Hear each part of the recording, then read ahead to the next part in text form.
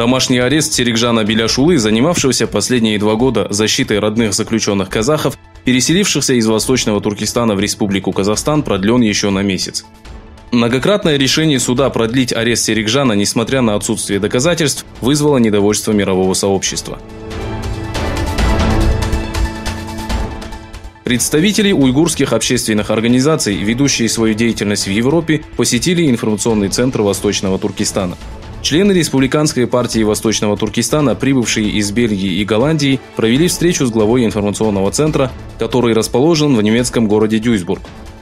Гости выразили свою благодарность Абдуджалилу Каракашу за его вклад в общее дело и подчеркнули, что готовы идти по этому пути вместе с информационным центром.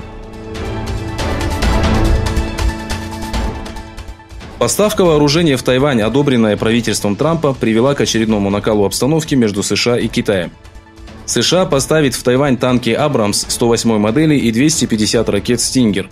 Примечательно, что данное решение было принято в момент переговоров США и Китая для решения торгового кризиса.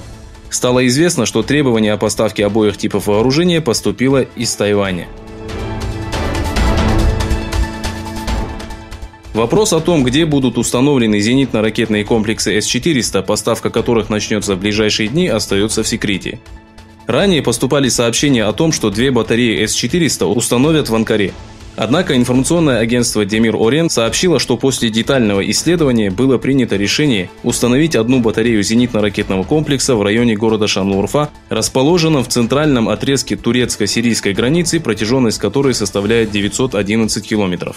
2-ю батарею установят либо в городе Мерсин, или же в Хатае. Корабль, подаренный Шри-Ланке китайским военно-морским флотом, прибыл в столичный порт Коломбо. Для встречи фрегаты была организована пышная церемония. Выступивший с речью заместитель главнокомандующего военно-морским флотом Шри-Ланки выразил свою благодарность Китаю и заявил, что будет считать подарок знаком дружбы 2 государств.